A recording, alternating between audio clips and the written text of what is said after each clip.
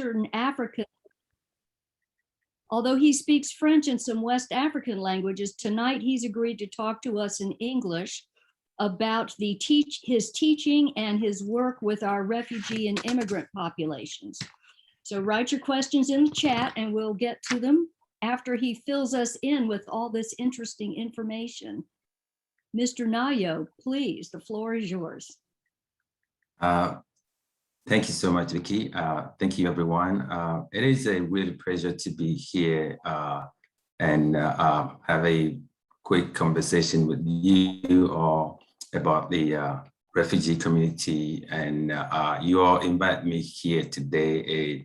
To my understanding is that you and I share the same passion for people that are not like born here, but that considered Durham, Chapel Hill, Chatham, any part of North Carolina as their new home.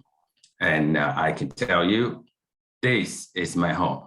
I have my kids here, and that's one of the reasons why I like to serve on any board when I got the opportunity, because I know that I need to bring my voice to the table, and that's what I do. So today I have a quick presentation for you, some PowerPoint that I'll share with you. I'm going to talk about the Refugee Resettlement Program, the process, how refugees come to the US and how that process goes. And then we'll talk a little bit about the Afghan refugees, and then you all can ask questions and we go from there. So I feel like a quick background is good. That is my teaching hat on.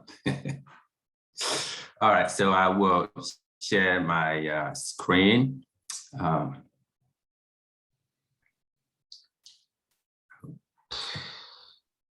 Just 1 second. This.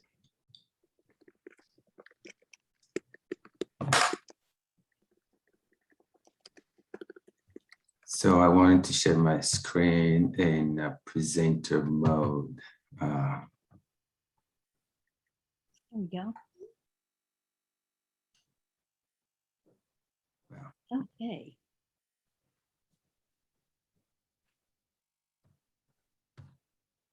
All right, here we go. Thank you for your patience. We've been doing Zoom for like more than a year, but still sometimes, yeah, it takes a little bit of do it again before we can get to that.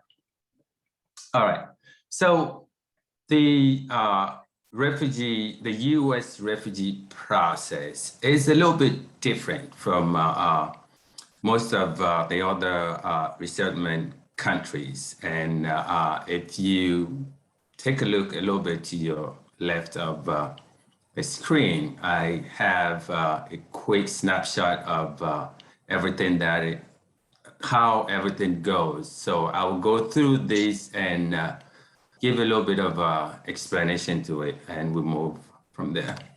So first, who is a refugee?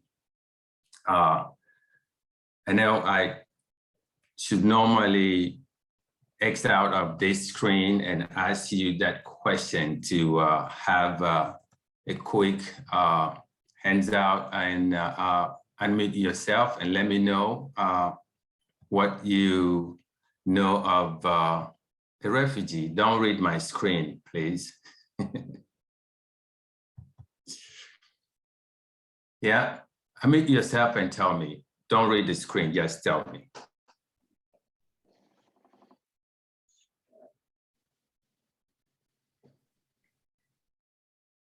Yes?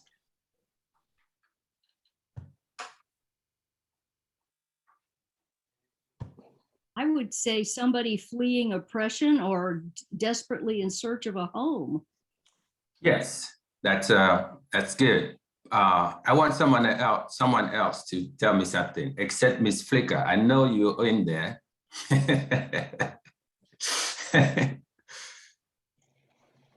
All right. So a refugee is this is the way I like to define that. It's someone like you and me that does not have the luck to live in a place where they can like raise their kid without any conflict. And a refugee is someone who loses everything due to persecution, their race, religion, you name it, and most recently also due to climate change. So that person cannot return to the place they used to call home because they can prove that when they go back, they'll be killed, and no one wants to do that. So for someone to be referred to the U.S. Refugee Program, they primarily are first, they have to be referred by the United Nations High Commissioner of Refugees, that agency. That's the one that that's the one that the U.S. government trusts. That's the primary referral process. That's how it goes. It goes through them first. And also you can have some the US embassies in other countries that can refer people. In addition to that, there are also special US trained NGOs that work in some countries that can refer people to the US Refugee Resettlement Program. So you have these three, let's get these three entities that goes top, the UNHCR and US embassies and train US NGOs that can refer people to the refugee program. But once they refer people for the resettlement program, the US has a very particular way of vetting the applicant. Someone that's not just been referred and then the next day they are on the plane to come to the US. Now, they have to go through all the vetting process, and the US is known to have the most stringent, the most difficult vetting process you can get.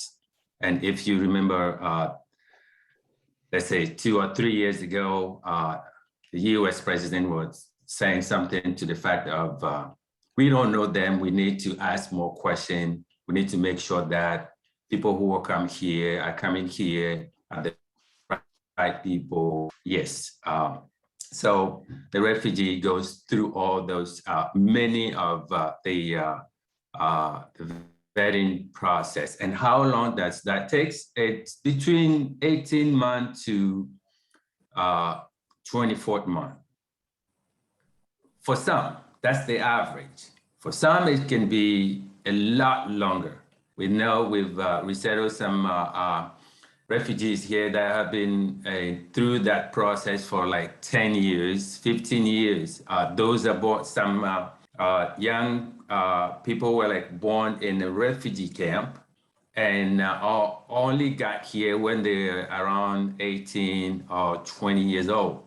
So you can see that the process is not that just fluid for everyone. It takes a long time, and the applicant have to go first to the UNHCR, and the UNHCR collects the bio, some other information that they transfer to the State Department. The State Department through some officers approve the initial application, but through that the applicant process goes through the immigration office, the USCIS, and then the Homeland Security, the FBI, the CIA, and all the intelligence agencies.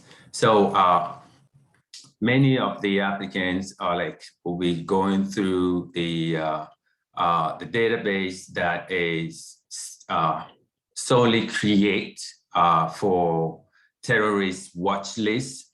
So they will go through that and check whether that person has had any contact with any known terrorist organization. And then after that, they will go through some health screening. It is very important for the US not to let people who will come here with the other diseases that can flourish in the US and decimate many people. So beside the security vetting, health screening also come to that. So all those makes it that it takes a long time for some people, 18 to 24 months.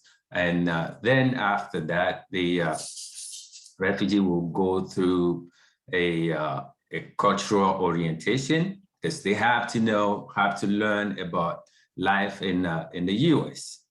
They do that in the refugee camp when the person is pretty much ready to leave the camp and come to the US. So they will go through some cultural orientation, because we want the person to understand where they're going, what the culture is, and what is needed for someone to thrive in the US. So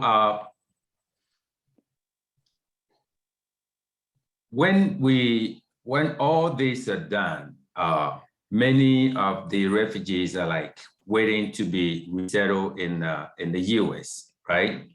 So, but each year since the creation of the Refugee Act in the 1980s, the President of the United States, in consultation with the Congress, will decide how many refugees will be resettled in the next year. So you will see that in the 1980s, there were around more than 220,000 that the president signed off on. Then start moving down, and the past 4 years, for instance, have been the lowest the refugee resettlement has been in the US. From we don't want 90,000. I'm going to sign for 45,000 course, but we did not meet those 45,000, and the year after that is 18,000. We did not meet that. Then, and I think the plan was to just completely zero out the refugee resettlement, which is really bad in itself on several levels. One, the Refugee Resettlement Program is a life-saving program. It saved so many people's lives, and zeroing that admission out is putting people to drive somewhere, and that is not American. That's not what the U.S. does. The U.S. has been known to be the country who has resettled many more people than other resettlement countries, right? So for the US to completely zero out of that is not good. But the good news is that with the change of the administration, we have now the new administration that has set the refugee admission to 125,000, which is really, really good. Going from 8,000 or 18,000 to 125,000, you can see the gap. And this also projects the US leadership in the world. Also tells the world or people we work with that you can count on us. We can save you. We can help you, right? So that's what I was saying, that the Refugee Resettlement Program is a life-saving, and it's a good thing to do, and also is also provide more security to the US when we do that. So from the refugee in the refugee camp to their arrival in the US, right? So through the process that I've just described, you will remember that I've not talked about any resettlement agencies, right? Because from the beginning till after the cultural orientation in the refugee camp, all the refugee resettlement agencies in the US have nothing to do with that.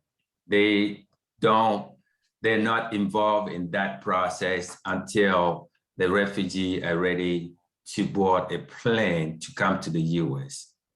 So what do we do at the refugee resettlement agencies, and especially at the CWS? So our work primarily is to welcome the refugee, assist them, help them integrate in the US. And to do so, we run several programs, and some of the programs are the one over here. We have one at CWS called the Preferred Community, for instance, which is mostly dedicated to people who come to the US and will have some medical issues, goes from physical or mental, and that program is particularly dedicated to do some intensive medical case management. And we work in partnership with several hospitals and community partners to help the refugee in that particular program. We also have other refugee support services, some of them like matching grant, and the matching grant, for instance, is a program that I very much like, because it is a program that work in partnership with the three entities. I usually say that it's the community first, then the refugee, and the resettlement agency, right? So all these three entities work in unison to help the refugee become self-sufficient and hold a job, and just as you know, someone with the job is much more happier person, much more inclined to do to get involved in the community and to participate in the building of our community. So at the arrival of when the refugee arrives, for instance, we have a team in the reception and placement program that goes out and meet the refugee at the airport. But prior to that, we set up appointment, and we also do this in partnership with the community, right? We have teams of welcome teams, for instance, this group of people that band together and will decide to set up an appointment for a refugee that is coming in. For instance, when we have a family coming in that have a kid, that has a kid that is 2 or 3 years old or 4 years old, and we in one particular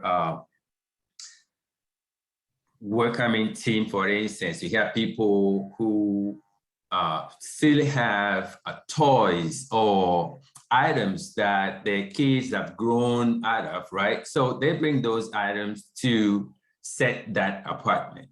And this is how we build the bridge between the refugee community and the whole community. Because if you bring something that you love, that you bought for your kids, and they grow out of that, and you see that a refugee family can still use that, that shows a lot. That tells you that you have a stake in that person's life, in that family's life. So we really encourage community members to join us in doing all this work.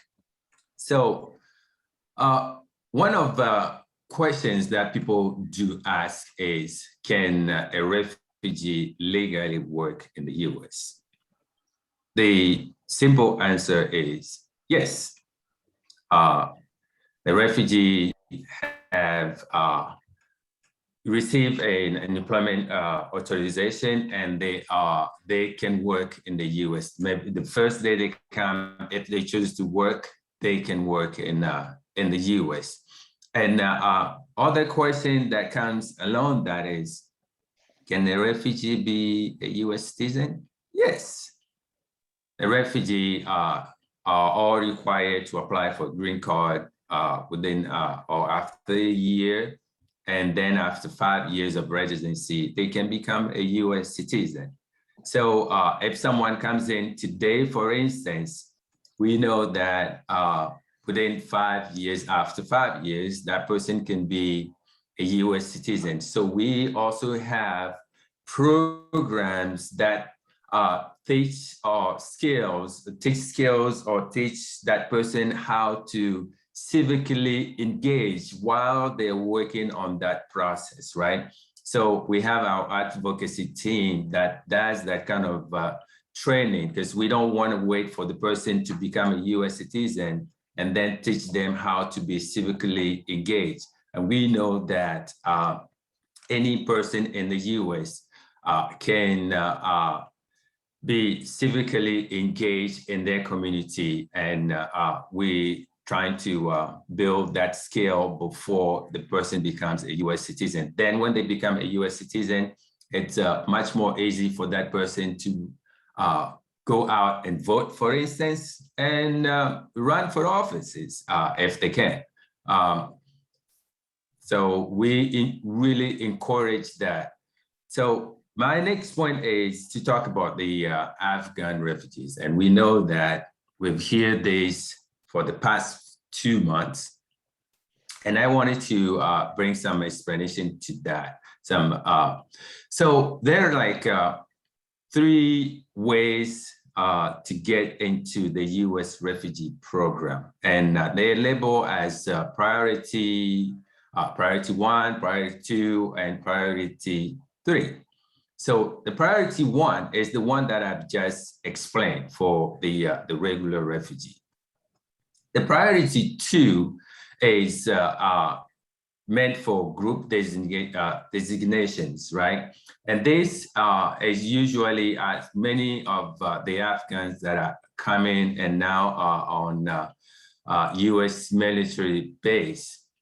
Most of them have worked for the US Army back in Afghanistan. But I also know that you have heard about the SIV program, the Special Immigrant Program. To qualify for the Special Immigrant Program, an Afghan national that have worked with the US Army in Afghanistan have to do that for a certain amount of time. But if that person does not make the minimum time in service to qualify for the SIV program,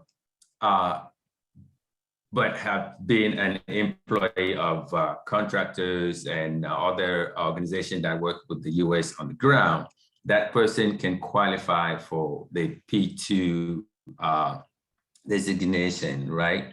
And that person can also be referred, that Afghan national, they cannot by themselves, refers themselves to the US refugee program. It has to be through some NGOs, and that's how it goes. Other group are like Afghan who have worked at any US funded program in Afghanistan. They don't necessarily have to be the military part of it. And they are the last part of the P2, those who qualify for that. Also, mainly people who have worked with the NGOs, media, and whose life are like at stake when the US was pulling out of Afghanistan. And many of them, many of the people that were that came to the US were in the process of applying for the SIV program. But some that do not qualify for the SIV program will be granted the humanitarian parole, which some of them are having currently. And the third and last way of being referred to the US refugee program is the P3, which is the family reunification. Family reunification program is mostly for refugees who have already who have immediate family members in the US within the last 5 years, right? And recently, Iraqis and Afghans are also added to this particular family reunification program. So with all this and knowing that many Afghans are coming, they're still going through their process in the US military bases, and some of them already coming. Like last Friday, for instance, we had a family of 11, we had 11 families coming in, around 39 people. So to have so many people coming in at one time, for instance, it's very important that very important and obvious that we cannot do this work alone. And since the beginning of our work, we've always reached out to the community members, and many people have always stepped up and let us know that they are here to help. Some have offered rooms in their apartment. Others have offered some houses, not only here in Durham, Chapel Hill, Raleigh area, but also in many other places beyond the Triangle and the Triad. And this makes me, I will say this, I am very proud to be working in North Carolina, because it's rare to see a community stepping up, a community reaching out to offer help every time we reach out, every time we ask for that. So there are many ways people can help us. There are many ways you can participate, you can volunteer. And we know that in the US, in order to have a very stable job, you have to be fluent in English, and practice makes perfect. So volunteer with us in ESL classes, for instance, or volunteer and be someone who goes to the families and speak English with them, so they are accustomed to the way Americans speak English, right? Of course, some of us have learned English in our countries, but it's a little bit different when you come to the US to be to speak English. It's not quite like that. The tone is different, but the more you hear it, you know, the easier it gets with the time. So your participation in volunteering with that is very necessary. Then if you have apartment, or you have houses, you have rooms in your apartment, you can also provide that as a temporary housing for the newcomers, and that helps a lot.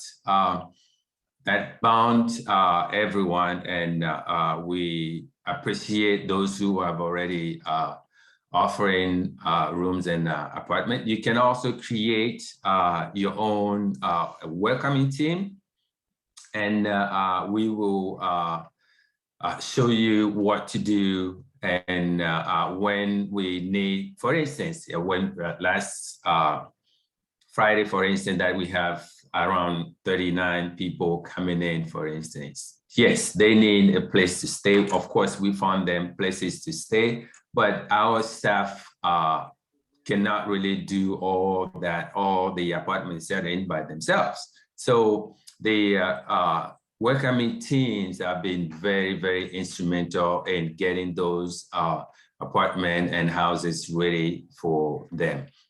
And if you know someone that owns a business, or you own a business, yes, hire refugees. Many of the employers that have a conversation with regarding the refugees' work ethic will tell you that you can count on the refugee. They will be there anytime you ask them.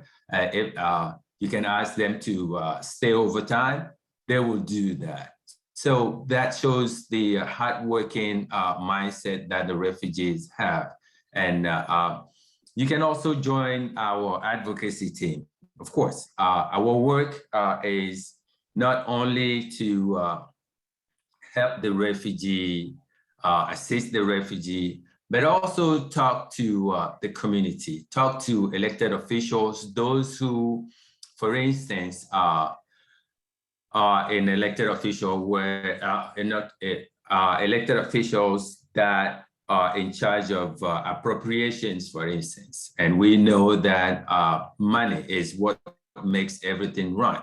But sometimes the community can only do this much, but also elected officials that hold those positions can also help fund programs that can help refugees. And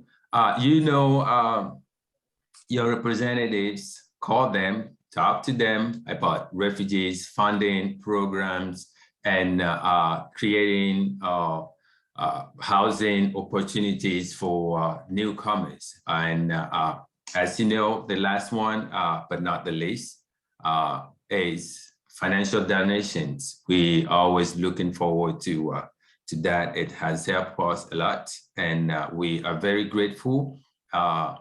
We cannot do this work without your help, and really, really appreciate people pensioning with whatever money they have, and that's really, really appreciated. Thank you. So any question? I'll stop sharing, and I will do my best to answer your questions. We do have some questions.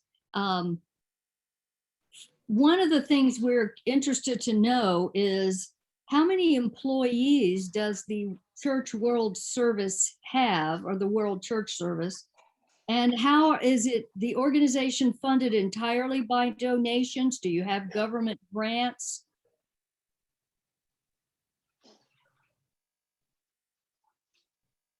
I did that a lot. I would meet myself and was talking behind the microphone. Apologies for that. No. Yeah, I see the smiles. I think I'm not the only one doing that. Yeah, Church World Service here in Durham, we have around 39 staffs. But our programs are mostly funded through the federal programs, right? We run the programs that the ORR funded, and the Department of Human and Health Services. And we also run other programs that are funded by the community itself. So some of our federal programs, the funding can sometimes go that long. And if we don't have the community support to stretch that program, it will put the it will not help the refugee as that program is intended to. And you all know how the federal program is. People sit in the office over there and they think, okay, North Carolina, well, yes, maybe this amount of money would do. And then you get the funding, and then you'd be like, oh, actually, this funding cannot really last because we have so many of these people in the program. So that is where the community funding comes into play. Wonderful. We're wondering how an applicant to be a refugee proves that they would be harmed or persecuted if they went back to their home. What kind of proof do they have to present? Well, that is a very good question. And the US is doing this work for so long, and they have very dedicated officers that conduct all these interviews. And it's not just a one-time interview. They conduct interview. They also do their own research, and they know where the people are coming from, and they know the dynamic on the ground. So when someone, this is just an example, not an example, it's just, well, it's not like quite an example. Let me say it this way. If someone comes in and we know that let's take an example of the Congo, for instance, the DRC, right? And we know what the dynamic is, all these rebels and people who were like trying to stand up for their communities, right? When the rebels feels like that person has to go and the person knows. We also do know that the US, for instance, has their own intelligence about all that before everything is happening. So when the person is talking about that and giving the proof that they have, I'm quite sure that the US has done this so much time that they have their own document to reconcile that and make sure that the person is telling the truth. That's very interesting. Do you know if the funding for is the funding done by the refugee? I mean, is there a certain amount of money allotted? And is the funding for a refugee coming in on a humanitarian situation the same as a priority one? I mean, how do they allocate the funding? It's not by person, is it? It's by person, I think. For the resettlement and placement, I think the US has a quota for someone that they think can last like 90 days for that person to be self-sufficient, which obviously is not the case. But that is for the P1, and the people, the Afghan program, for instance, I think recently they also granted the placement and resettlement placement and resettlement. Well, this is how things work, right? When we get to like 6 p.m., my brain starts switching to French. So apologies if the words are not really coming. That's just fine. C'est bien. Well, tell us how, we have one lady on our call who has already volunteered to help at your organization, and she just hasn't heard from anybody yet. So can you Yes. tell us how would, if somebody wants to volunteer, how do they get in touch with you all? Email, phone calls, show up on the door and bang on it, or what would you like? Bang on it is like the old school one, which is great. But because of the COVID, we are not doing that. But we have like a volunteer coordinator. His name is Sina. I will share his contacts with you and his direct email and phone call. Then then we know now that it's not to call just the agency, but someone specifically that can help with that. Okay, thank you. Tell us a little about your English as a second language program. Are those done as group classes, by age group? How is it set up? The ESL program, before someone goes in, I think they all go in the first class, which is the beginner's class. Then after a couple of classes, there's an assessment to see what level people have, because we don't want to have someone who's to be completely bored, be like who knows a lot of English, but sitting in a class with someone who has never spoken English before. So that we're trying to avoid that. So that is the way we do that. The assessment, and then people are put in classes that are like where they're supposed to be, right? Before the classes were provided in person, and now it's much more on Zoom. And we have an ESL teacher that does that. She works a lot with the volunteers, and she's still open to have volunteers help. It's really, really helpful that way. And that's pretty much how those classes go. Every refugee that comes has to go to ESL classes. It's very important. It's part of it. And the children, for instance, when they are in school, the school ages children are immediately sent to schools. They don't sit in ESL classes. When they're supposed to be in school, we get them to school, and that is covered. But the parents, for instance, and those who need English to go to work, for instance, get the ESL classes with us. That's fabulous. I know when I lived overseas, it was the children who picked up the the host country's language first, and they would often translate for their parents. Yes, we tend to avoid that.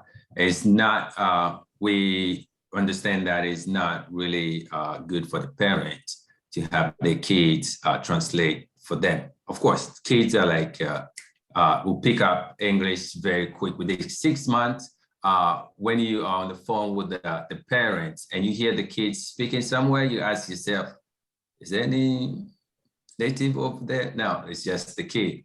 But we try to avoid that, and we'll provide the parents with the interpretation if they need. That's a lot easier. It keeps parents separated from kids, and yeah. Yeah, there are issues children should not be translating for. No. About how many, if there's a limit of 125,000 refugees, how many have come in?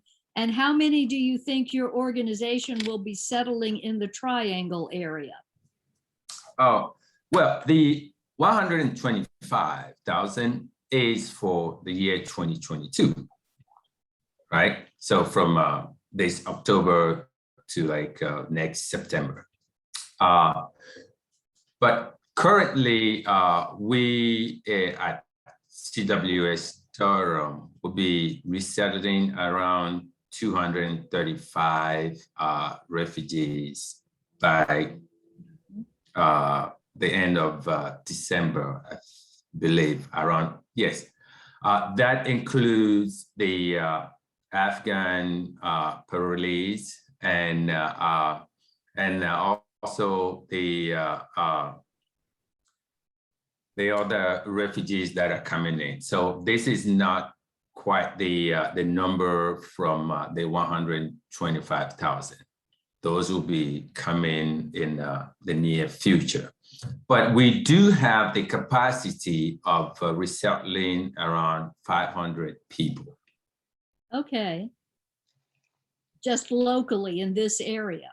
Yes. Oh, wow, that's great. Well, we have a gentleman on the call who lives in a retirement community, and he and his neighbors make things. They make quilts, they knit scarves and hats. They can make children's desks, wooden blocks for toys. He's asking if any of those would be something you all might be interested in having access to for families. Yes, I think I got that email. Okay. Yes, I got that email. And first of all, let me say my gratitude to the team, to everyone making all the toys and quilts. I myself, I'm a little bit warm-blooded, so but there is other people that will really benefit from those items. I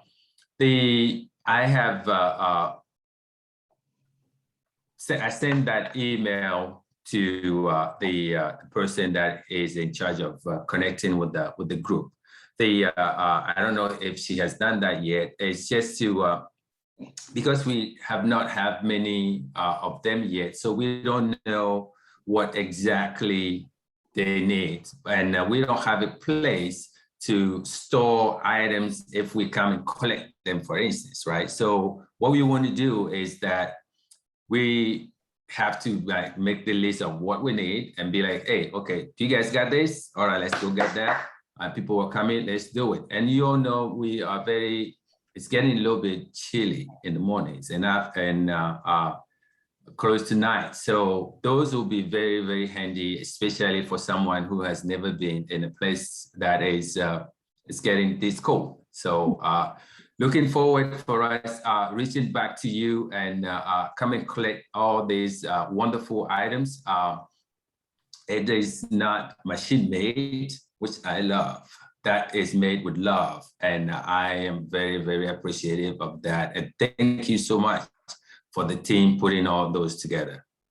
I think that's wonderful to hear. How do they assign refugees to your group versus to another group? Oh, that question, it's a great question. And I think this is much more a question to my director.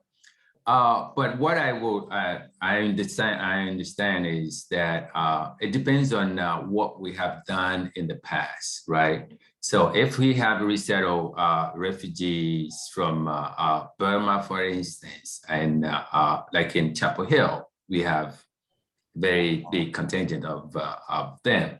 Then if the OR has people from that area, they will ask Church World Service or any resettlement agencies in this area, for instance, to do that. And they know the capacity that we have.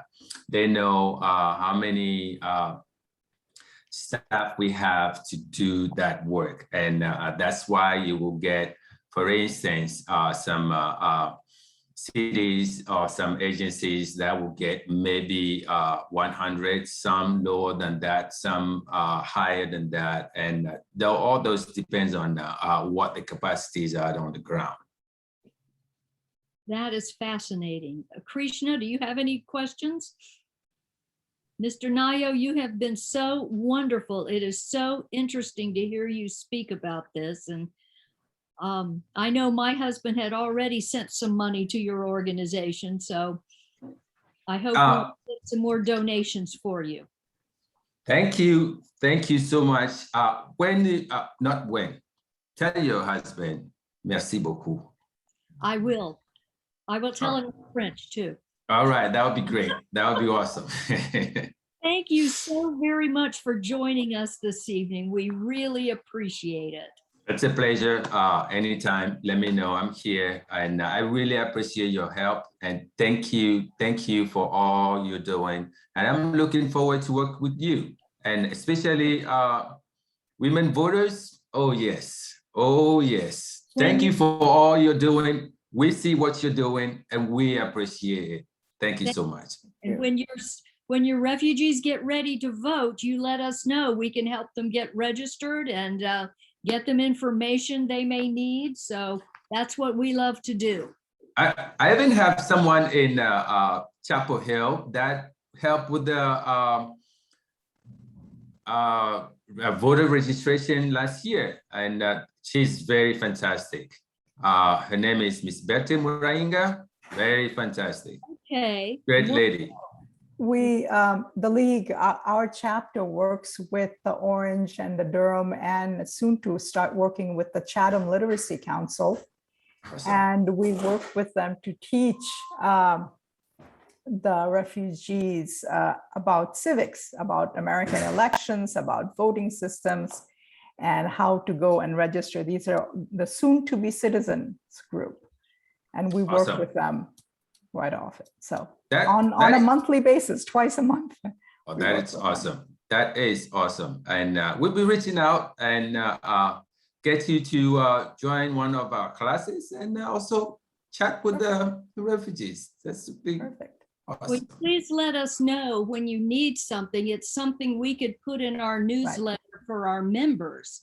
Okay. And have them, to spread the word in the community, okay? Will do. Will do. Thank you.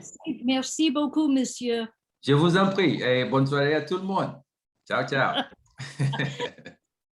Thank you, everyone. Thank you. This was great. Thanks for coming. Come back next month. What a nice guy. Next month is going to be great, folks. We're going to hear about the Leandro decision next month and get some background on Leandro. And hopefully by then we'll know if the legislature is going to do anything. So stay tuned for next month, okay? Bye, everybody. Have a nice evening. Go Bye-bye. vote. Those of you who haven't. Yes, ma'am.